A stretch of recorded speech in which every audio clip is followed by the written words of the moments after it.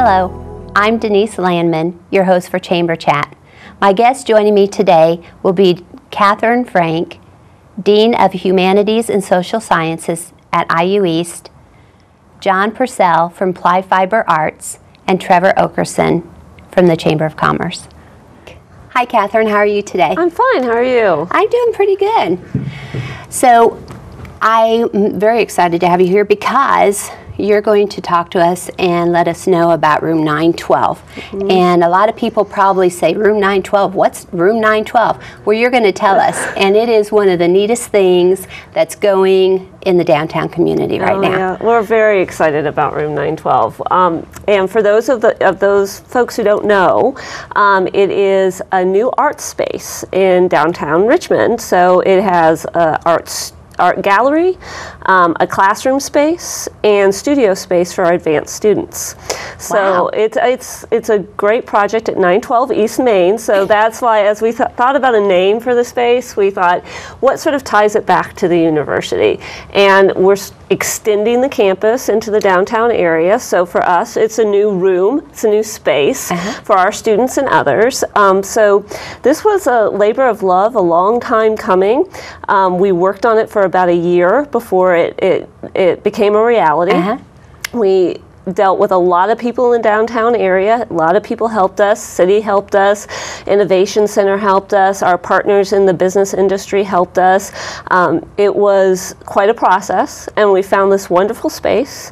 And then our students and our faculty got involved in the design of that space. Neat. Yep, the colors and all the equipment and all the furniture. And so students have been involved in this space since day one, and that was very, very important to us. And then we opened, I think, in February because the chamber was there for our ribbon cutting. And it's been crazy ever since. It's just been really exciting, a lot of activity and lots of things happening. And this isn't normal. This is a little unique for IU East, right? It is. We have our off-campus centers. We have off-campus centers in Newcastle, the Danielson Center, and in Connorsville, and we have some, we do some work in Lawrenceburg and other areas.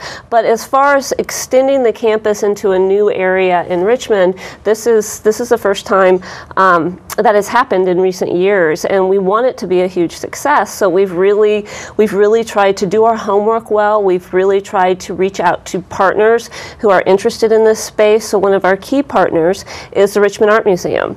And so when we were thinking about how to make this space work, we knew, I spoke with Sean Dingworth, the executive director of the Richmond Art Museum, and I knew one of his issues was he needed space during the school year during the day because school is in session and he can't offer his classes.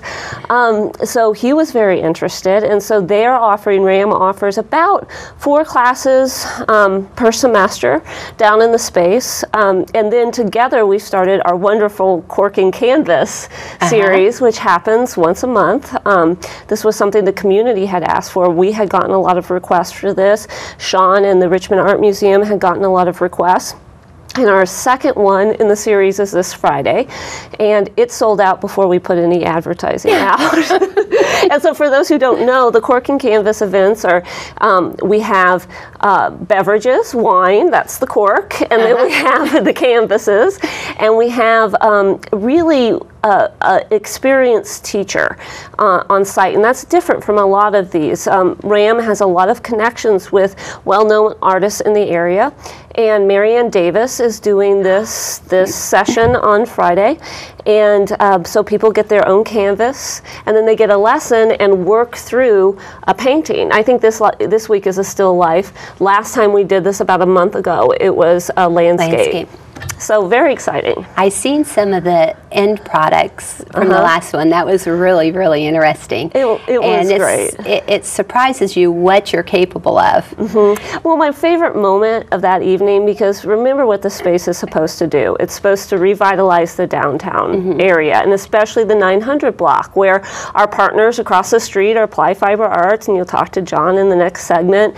And we really want the 900 block to be thought of as the arts block, and we want more activity around the arts. And so although there's all this wonderful excitement in the space that evening, at one point somebody directed me. Now remember, it's dark outside, right, and all the lights are on in the space, and I think it's about 7 o'clock at night. Somebody pointed outside for me to look, sort of outside of the window. And there was this little girl and her mother who were on Main Street, and they were just standing there watching, you know, the activity in the space. And that moment, for me, really captured what that space is all about. It's about bringing people in, creating energy in the downtown area, and really building excitement around the arts as this vehicle for helping with economic development and revitalization. And I don't think that a lot of people in the community realize the connections we have to art, and how many are there and how many are out there. And Room 912 is just one more example of the art and the things that are going on. But to see that mother and that little girl, it was a standing wonderful there, moment. and that's what starts people's interest and piques it and moves them towards participating and learning and doing things like you were doing that night. It was great. It was a wonderful moment. It was a wonderful evening, and we're looking forward to Friday. And every month, you know, if you're interested in doing this, you just call the Richmond Art Museum, and we're trying to do one of these once a month in the space. So it's exciting. Well, I didn't have the opportunity to attend the last one, and I'm not going to get to this Friday, but I have attended some of the Tuesday lunch. Oh, great. Taste of the Arts Tuesdays. Yes, that's another one of those wonderful opportunities that RAM has created in the space. Jen Farrell usually caters those lunches, and they last for about an hour. And RAM has instructors come in and do sort of a quick lesson. And you know, and you could do it on your lunch hour, so you eat and you have this art lesson at the same time. And it's fun, isn't it? I mean, it's a great time. Yes. Calvin did the one that I was able to attend, or one of them that I was able to attend, and he tickled me because he walked around the table and looked at the drawings that we had done, and he did 3 segments. So the first time he walked by mine, he says, "Oh, this one's abstract."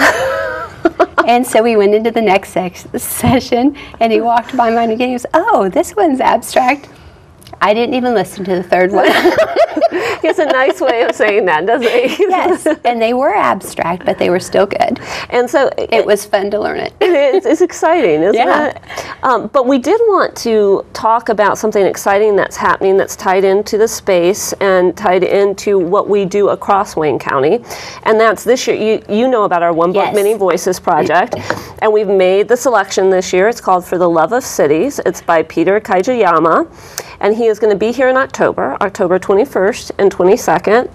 And the wonderful thing about this book is it teaches us, it's called again For the Love of Cities, and it teaches us how to think about place in a different way. How do we love the places where we live, work, and play? And what does it mean to love a place? And then how can we make contributions to a place in order to improve it for the long term? So when I think of Room 912, when I think about what Ply Fiber Arts has done with their facade work and their upper story living and their small business, when I think about the Stellar Project in the community, those are all examples of what Peter talks about in his book. So we were inspired by a lot of the activity that was already happening across Wayne County, and we hope people will read this book.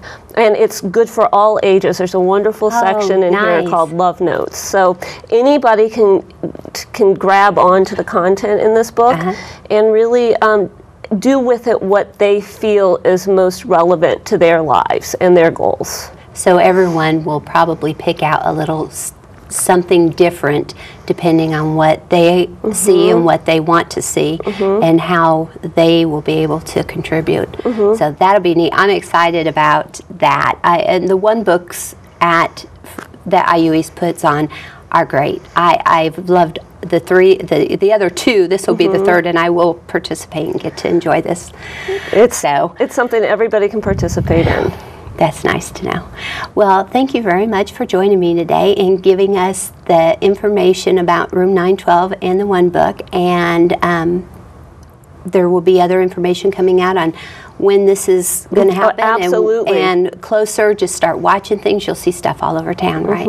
Ask any questions you have, visit our website, or send us emails. And when you're walking downtown and you pass 912 Main, look in the windows. Or stop inside. That's true. That's true. Absolutely. Thank you again for coming today. Thank you.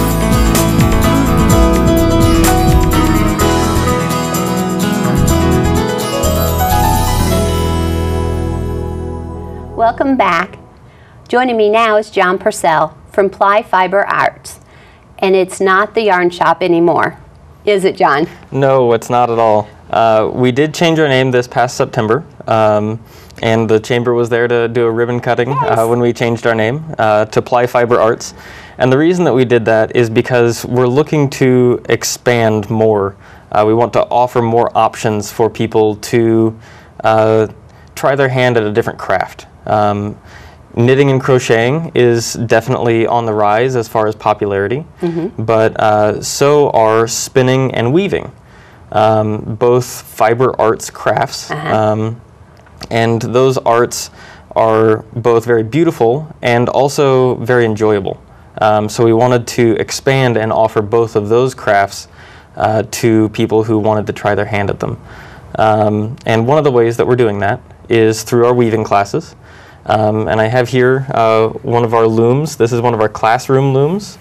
And so with our classes, we know that people don't necessarily want to initially purchase a loom. They want to see if they like it or not. And so what we've done is we personally purchased 6 looms that stay at the shop, and people are then able to sign up for classes. And without any previous weaving experience, they're able to sit down and I'll walk them through, how to use the loom, and then they get to make a project. And at the end of 3 or 4 classes, usually, they're able to take that project home with them. It can be anything from a scarf to this here is actually a woven bag, or the beginnings of one. It will be, yes. It will be, yeah, as a finished product. And then we have a woven scarf or shawl laying here on the table. That's beautiful. And just for example, this is the yarn that it came from, just to see how different a finished product can look woven compared to what it looks like just as yarn, which is kind of neat. So we offer both of those options, both spinning and weaving. The weaving has been extremely popular. Everyone loves it. It's faster than knitting or crocheting. So usually in about 6 to 7 hours, people can finish about a 72-inch long scarf. So they can walk away with a truly finished product that they really love and they can say they made. People like when they can see their progress, though. So if it's going quick, then it does give you a sense of excitement and accomplishment. So absolutely. And the nice thing with the looms is I actually preset them up for everyone in our first classes, so they don't have to worry about any of the more technical side of weaving yet. They just get to do the fun part. That just gets them hooked, right? Absolutely. And then, and it's really really enjoyable to teach and see how much even people who aren't very confident about their ability to do something, as they put it, usually artsy, like weaving, and even they, are really excited by the end of the class on, what they were able to accomplish. So that means you can teach me, huh? Absolutely, without a doubt. I can guarantee that I can. So the weaving side of things has really taken off. Spinning is a little bit more intricate. It's still very easy to learn, but not as many people are trying their hands at it yet. It's something that will be much more of a slow introduction than weaving has been. But weaving has been a really big hit. And the company that we brought in is actually, all of their looms are made in Boulder, Colorado. So they're an all-American made company, which has been really neat for us. We aren't purchasing products from out of the country that have to be shipped to us. They get to be shipped to us in a couple of days from Boulder, Colorado. Yeah, and I think you were telling me before we started that you do carry a lot of made in the USA items, and that you are incorporating and using as many things as you can that are produced here in the United States. So that's a unique twist to what you're doing. Absolutely. The twist is kind of ironic considering we're talking about yarn, but yes, and you do carry a lot of different types and colors and everything. So the yarn is still there. We just are branching out in different areas with the yarn and then into other things. So yep, our goal is to offer you more ways to use the yarn that we offer. Weaving uses the same yarns that we offer in the shop for knitting and crocheting. So you can come in, and if you really like the color of a specific yarn or how it looks, you can take that and use it for whichever craft you do. It doesn't just have to be for knitting or for crocheting or for weaving. You can use it for any of those crafts. So it really kind of opens up the spectrum to using whatever someone finds interesting, and they're able to make a finished product with it, which is really neat. But we are expanding into more American-made products, whether it be our looms, different yarns from different companies, where the fibers are actually harvested from animals here in the United States, and the yarn is actually made in the U.S. Nice. and then shipped to us, which is something that had been kind of a dying art.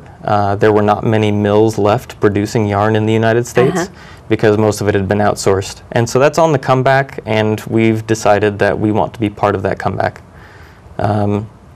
Much as what you were talking about with Katherine Frank, we want to be part of the comeback of the downtown. And we want to be part of that growing arts block and arts environment. We actually offer quite a few different consignment artists. We give artists a space to be able to sell their products because Sam has had experience with consigning her jewelry to shops before, as we were talking about before the show here. And let's just touch on that just a minute. Sam does do the jewelry, and so let's connect that back to she also does some of the art classes on the Tuesday lunch and learn type thing at 9:12. So that's really neat. So the connection between you two is there in a lot of different ways. So she does, and if people are interested when they see her jewelry, because they're going to come into Ply Fiber Arts and see it, if they want to learn some of how she does that, then they could take one of those classes at lunch. Absolutely, yeah. She has been working with Richmond Art Museum for years, teaching some of the more in-depth classes on jewelry making, but she also got on board with them when they were discussing this concept of Taste of the Arts Tuesdays. That's it, Taste of the Arts Tuesdays. Where you sit down and have lunch and work on a project, and you walk away with a finished project, and you've had lunch and you get to go back to work. And so she's been doing some of those as well. And you can sign up for those with Richmond Art Museum, as Katherine was saying, and that's over in the room 912 space. But she does have her own consignment jewelry that she's made on display at our store. And so it's kind of a neat gallery space. And that's where we started with our gallery space, was just we knew that Sam was going to continue making jewelry, and we wanted to display that jewelry somewhere. What better place than at our own shop? Right. And so who else, or what else do you have on consignment there? We have quite a few different items, but specifically two of the really neat ones are Lynn Glass Pottery, and she is a local artist that lives here in Richmond, and she has been making pottery for a number of years, but has never really found a gallery space for it that she wanted to display it in. And we talked to her and became good friends with her, and developed a relationship that ended up in us displaying her pottery. And she makes... Oh, that's nice. Oh, it is. And she actually custom makes what are called yarn bowls for us. It's an accessory for knitters and crocheters to kind of keep their work contained while they're working on it. But she also makes mugs and wine goblets and all kinds of bowls and beautiful objects. And so we have those on display. Her daughter actually also does leatherworking. Ooh. And so we just started carrying her company is called Ames Arrow, and she does leather bracelets and belts, custom wallets, and all kinds of beautiful handmade leather goods. Wow, that's unique. I don't think you find those items just anywhere.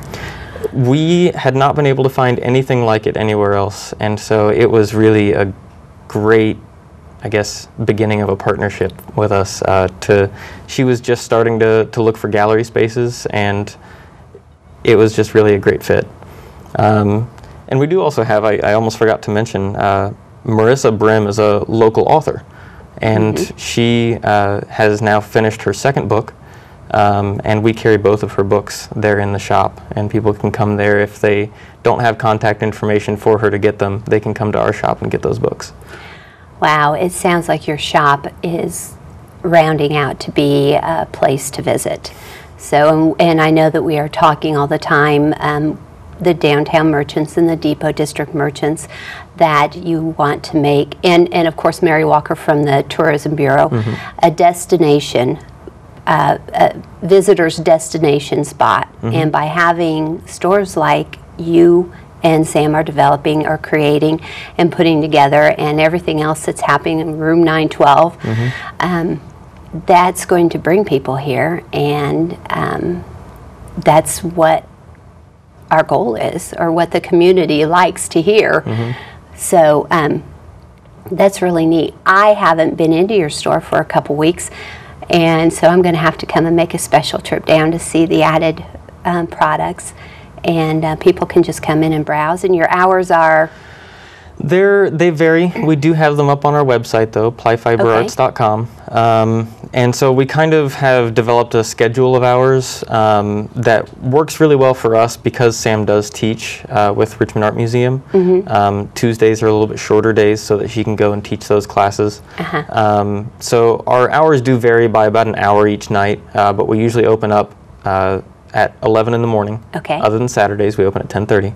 And you know, we're open Tuesday through Saturday, so we're closed Sunday and Monday. But anyone is more than welcome to come browse. You don't have to knit or crochet or weave or do any of those things. Even if you just are interested in what you saw here or what you've heard about with it being popular, come down, you know, visit, and we have introductory classes with just about any of the fiber arts. So even if you've never done anything before, you can come down and visit and shop our store. Okay.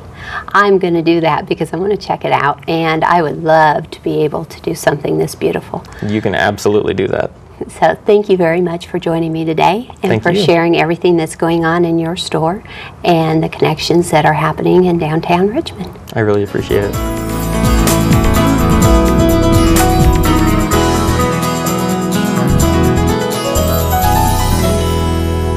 Welcome back. Joining me now is Trevor Oakerson, the Director of Marketing and Membership at the Chamber. Hi, Trevor. Hi, Denise. How are you today? I'm doing pretty good. We've had a pretty good visit with a couple guests today, so it was really great. And you have some stuff that we're going to talk about that's coming up for the Chamber. Yep. The first event that we would like to highlight is our Chamber Network Morning, hosted by IU East at their new Room 912 facility. So that will be at 8 a.m. on May 29th, and Room 912 is located at 912 East Main Street. And after that, if you are still up for more, you can stop by our Business Education Breakfast, Marketing Outside of Wayne County, at the Innovation Center at 8:30 a.m. on the same day. That's located at 814 East Main Street. And the Chamber partners with Center City and the Innovation Center on that. So that is another item that we help coordinate and we participate in. So you can go right from one down to the other and enjoy two things at once. Yep, so, we planned it that way. We have something really cool coming up for School is Cool. Yes, we have the School is Cool night with the River Rats on May 30th at 5 p.m. And that's fun. We have a lot of kids from the schools, and the River Rats makes a donation to the School is Cool program from that, the proceeds from that evening. It's also the evening that Reed is there, and they'll have fireworks. So, and I think that Deanna told me there's a car show beforehand. That's going to be one packed night of fantastic fun. That will be great. So to watch the baseball game and have all the school's cool kids out there and everything that's going on, it will be a good time, a good time. And then we have a couple of things after that as well. On June 3rd from 8 a.m. to 3:30 p.m. will be the Regional Tourism Conference, Create for Success at the Richmond Art Museum. And I believe that is a program put on by the Tourism Bureau along with other partners, including the Chamber of Commerce. And that's really exciting because it is happening at the Richmond Art Museum, and that kind of coincides with our guests that we had today and everything that's going on in the art community of Richmond. So that's pretty cool too. What else you got for us? And then we have a Chamber Network Night hosted at Van Vliet Insurance on June 4th at 5. That will be at 1 Glen Miller Parkway, so the Van Vliet Insurance Company is located at that location. Yep, that's their new location, that's on 40. And that is a kind of cross-promoted event with the Bloom and Glow at the Rose Garden in Glen Miller Park. Yes, and I know that they are going to feature, as they're not-for-profit, the Rose Garden. So there's several connecting pieces, and they're going to be giving away dinner tickets to the dinner at the Bloom and Glow. So that's going to be a real exciting night too.